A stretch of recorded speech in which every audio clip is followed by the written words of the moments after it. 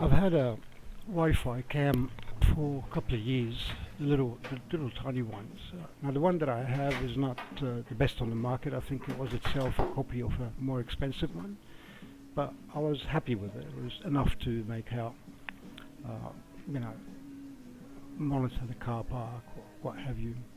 So I bought another one from Amazon the other day for about $17. A little bit cheaper than what I paid for the original, but maybe by $5, $10. Now what I received looks pretty much the same from the outside, but as you'll see, when I plugged it in to have a look at the picture, it was ridiculous. A really cheap copy with hardly any resolution to it. The other thing too, the description on the website claimed to be 1080 pixels by what have you, and the app was some app. What I received, the instructions had a different application name in there to what the website said to download. That probably made some people confused because some people were saying the app doesn't work, but I followed the included instructions, and it was an app with some ads in there,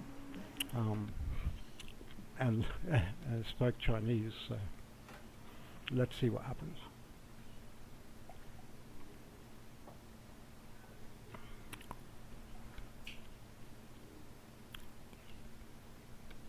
So now I'm downloading the app, and I'm gonna.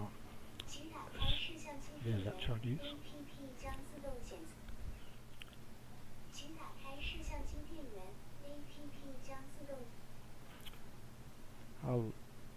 I've installed the app on my Android, and I'm gonna turn on the access point so it connects to my phone, and then I'm gonna hook it up to my LAN Wi-Fi and see what it looks like.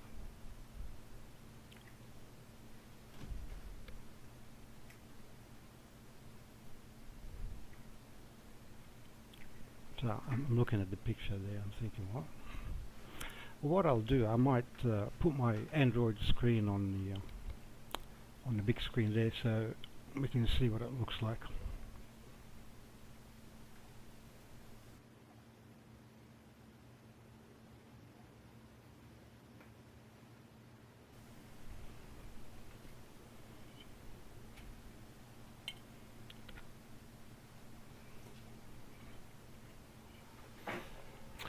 The setup is pretty much the same as the one that I have, the procedure.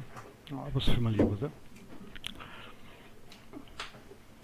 Now what I found when I looked at it, the frames per second, it claims to be 30 on the website.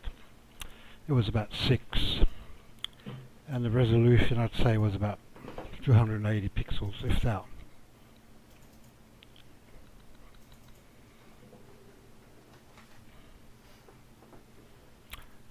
After we see what it looks like, I'm going to connect my old one just to see what I was expecting or what it should be.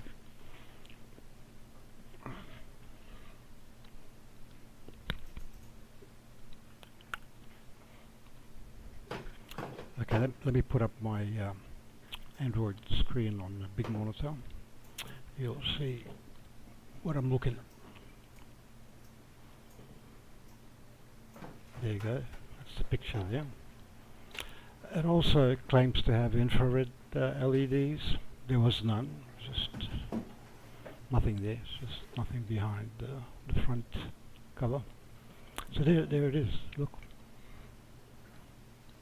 Very pixelated and not very bright at all.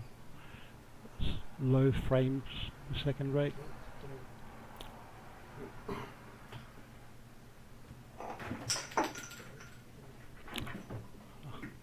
Other than the slow frame rate and the resolution, the area that it captures is very small, obviously because it's only low pixels. That's a whole view there. That's like my head fits the whole screen pretty much. And my room is very well lit. Look, barely get my head in. I'm turning the what's supposed to be the infrared LEDs, and I'll point it on the screen if there are any.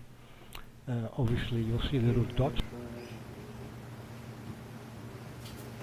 Okay, so this is the one from Amazon, the new one. Pretty terrible picture. That's not very choppy, hardly see anything. If you move around, very pixelated, can't keep up. See? Yes, this is a copy of terrible product. I don't know why they bother putting false description. People are going to be disappointed and return it and waste their time and waste the vendor's time. This is my one. This is what it should look like, and my one is actually not the best. It's a copy of one that I believe that was pretty good, but much better than this one that I got. The one that I have uses the app called HD Cam Pro. This one uses YSX Lite, the new Amazon one. That's the app that it said to use in the instruction, the little pamphlet. Oh, HDI Cam, sorry. My old one, HDI Cam. It has a problem with the app. I don't think it's supported, but I know how to get around it.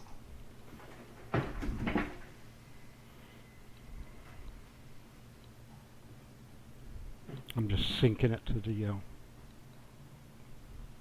phone, my camera to the phone. Same thing via the LAN.